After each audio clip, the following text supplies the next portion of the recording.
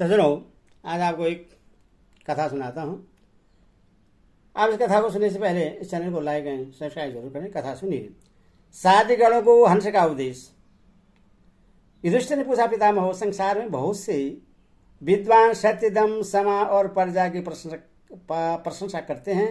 इस विषय में आपका कैसा विचार है? भीष्म जी ने कहा, युधिष्ठिर, इस विषय में साधिगणों का हंस के साथ जो संवाद हुआ था वही पुराण इतिहास में तुम्हें सुना रहा हूं। एक समय नित्य अजनबा प्रजापति हंस का स्वरूप धारण करके तीनों लोगों में विचर रहे थे। घूमते घूमते वह साधिगणों के पास पहुंचे। उस समय साधियों ने उनसे कहा, हंस, हम लोग साध्य देवता हैं और आपसे मोक्ष धर्म के विषय में प्रश्न करना चाहते हैं, क्योंकि आप मोक्ष तत्व के ज्ञाता हैं। महात्मन, हमने सुना है कि आप पंडित और धीर वक्ता हैं। आपकी उत्तम वाणी अथवा कीर्ति का सर्वस्त्र प्रचार है। इसीलिए पूछते हैं, आपके मत में सर्वश्रेष्ठ वस्तु क्या है? किस में आपका मन रमता है? पक्षीराज, समस्त कार्यों में से जिस एक कार्य को आप सबसे उत्तम समझते हो तथा जिसके करने से जीव को सब प्रकार के बंधनों से शीघ्र छुटकारा मिल सके, उसी का हमें उपदेश कीजिए। हंस ने कहा, अमृत पीने वाले देवताओं, मैं तो सुनता हूँ तप, इंद्र संयम, सत्य भाषण और मनोनिग्रह आदि कार्य ही सबके उत्तम है। हृदय की गांठ खोलकर प्रिय और अप्रिय को अपने वश में करें, अर्थात उनके लिए हर्ष और विषाद न करें। किसी के मर्म में आघात न पहुंचावें, दूसरों से निष्ठुर बात न बोलें, नीच मनुष्य को शास्त्र का रहस्य न समझें तथा जिससे सुनकर औरों को उद्वेग हो ऐसी नरक में डालने वाली अमंगलमयी बात भी न कहें। वचन रूपी बाण जब मोह से निकल पड़ते हैं तो उनकी चोट खाकर मनुष्य रात दिन शोक में डूबा रहता है। वे दूसरों के मर्म पर ही आघात पहुंचाते हैं। इसीलिए विद्वान पुरुषों को किसी पर बाण का प्रयोग नहीं करना चाहिए। दूसरा कोई भी यदि विद्वान को कटु वचन रूपी बाणों से खूब घायल करे तो भी उससे शांत ही रहना चाहिए। दूसरों के क्रोध करने पर भी जो बदले में प्रश्न ही रहता है वह उनके पुण्य को ग्रहण कर लेता है। जो जगत में निंदा कराने वाले और आवेश में डालने वाले प्रवलित क्रोध को रोक लेता है, जिसका चित्त शांत एवं प्रश्न रहता है तथा जो दूसरों के दोष नहीं देखता, वह पुरुष अपने से द्वेष रखने वालों के पुण्य ले लेता है।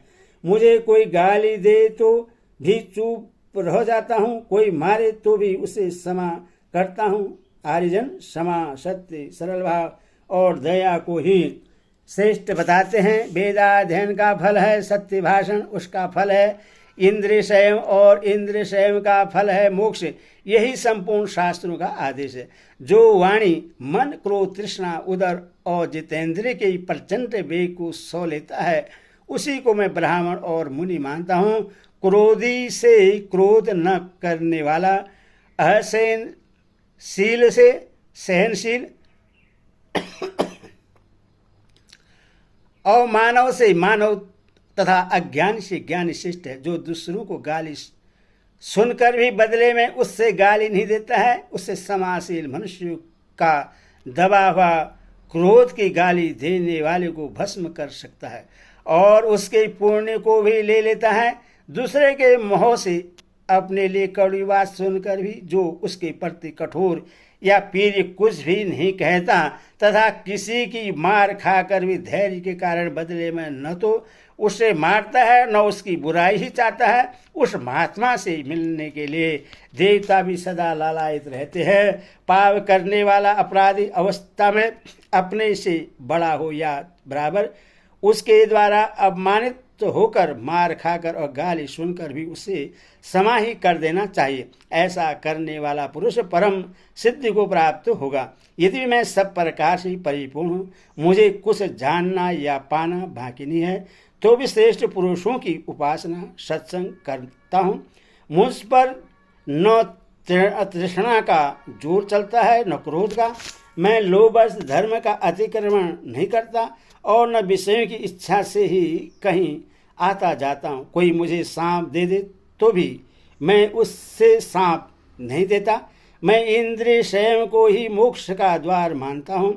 इस समय तुम लोगों को एक बहुत गुप्त बात बता रहा हूँ, सुनो। मनुष्य योनि से बढ़कर दूसरी कोई उत्तम योनि नहीं है। जिस प्रकार चंद्रमा बादलों के आवरणों से अलग होकर प्रकाशमान दिखाई देता है, उसी प्रकार पापों से मुक्त होकर शुद्ध चित्त हुआ धीर पुरुष धैर्य काल की प्रतीक्षा करता रहे। इससे वह सिद्धि को प्राप्त होता है, जो अपने मन को वश में करके आधार स्तंभ की भांति सबके आदर का पात्र होता है, तथा जिसके प्रति सब लोग प्रसन्नतापूर्वक मधुर वचन बोलते हैं, वह मनुष्य देव भाव को प्राप्त हो जाता है। किसी से डहा रखने वाला मनुष्य जिस तरह उसके दोषों का वर्णन करना चाहते हैं, उस तरह उसके कल्याणकारी गुणों का बखान करना नहीं चाहते।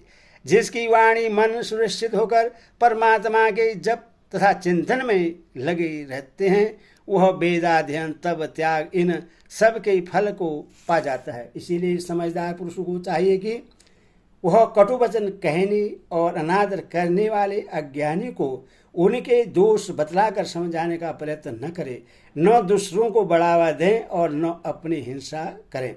विद्वानों को चाहिए कि वह अपमान पाकर अमृत पीने की भांति संतुष्ट हो, क्योंकि अपमानित पुरुष तो सुख से सोता है, किंतु अपमान करने वाले का नाश हो जाता है। क्रोधी मनुष्य जो यज्ञ करता, दान देता और तपस्या अथवा हवन करता है, उन सब कर्मों के फल को यमराज हर लेते हैं। क्रोध करने वाले का सारा परिश्रम व्यर्थ जाता है। देवताओं, जो मनुष्य अपने उपस्थ उदर दोनों हाथ और वाणी इन चारों द्वारों को पाप से बचाए रखता है, वह धर्मज्ञ है। जो सत्य, इंद्रिय संयम, सरलता, दया, धैर्य और क्षमा का विशेष सेवन करता है, स्वाध्याय में लगा रहता है, दूसरे की वस्तु नहीं लेना चाहता तथा एकांत में निवास करता है, वह परम गति को प्राप्त होता है। जैसे बछड़ा अपनी माता की चारों स्तनों का पान करता है, उसी प्रकार मनुष्य को उपयुक्त समस्त सद्गुणों का सेवन करना चाहिए। मेरी समझ में सत्य से बढ़कर पवित्र कुछ भी नहीं है। मैं चारों ओर घूमकर देवता और मनुष्यों से कहा करता हूँ कि जैसे जहाज समुद्र से पार होने का साधन है, उसी प्रकार सत्य ही स्वर्ग में पहुँचने की सीढ़ी है। पुरुष जैसे लोगों के साथ रहता है, जैसे मनुष्यों का संग करता है और जैसा होना चाहता है वैसा ही होता है। जैसे सफेद कपड़े को जिस रंग में रंगा जाए वैसा ही होता है, उसी प्रकार मनुष्य भी साधु असाधु तपस्वी या चोर जिसकी संगति करता है उसी के वश में हो जाता है। देवता लोग सदा सत्पुरुषों का संग करते हैं, उन्हीं की बातें सुनते हैं, इसीलिए वे मनुष्यों के क्षणभंगुर भोगों की ओर देखने भी नहीं जाते। जो विषयों के बढ़ने घटने के स्वरूप को ठीक ठीक जानता है, उसकी समानता न चंद्रमा कर सकते हैं न वायु। जो दोषों का परित्याग करके हृदयावर्त परमात्मा के ध्यान में स्थित रहता है, वही सत्पुरुष के मार्ग पर चलने वाला है। उसी के साथ देवता प्रेम करते हैं। जो सदा पेट पालने और उपस्थ इंद्रियों के भोग भोगने में ही लगे रहते हैं तथा जो चोरी करने तथा कठोर वाणी बोलने वाले हैं, वे यदि प्रायश्चित आदि के द्वारा उक्त कर्मों के दोष से छूट भी जाएं, तो भी देवता लोग उन्हें पहचान कर दूर से त्याग देते हैं। सद्गुण से रहित और सब कुछ भक्षण करने वाले पापाचारी मनुष्य देवताओं को संतुष्ट नहीं कर सकते। देवता तो सत्यवादी, कृतज्ञ और धर्मपरायण पुरुषों के ही साथ प्रेम करते हैं। बोलने से न बोलना ही अच्छा है, किंतु यदि बोलना ही पड़े तो सत्य बोलना वाणी की दूसरी विशेषता है, धर्मयुक्त बात कहना तीसरी और पीरी बोलना चौथी विशेषता है। साधु ने पूछा, हंस इस लोक को किसने आवृत कर रखा है? क्यों इसका स्वरूप प्रकाशित नहीं होता?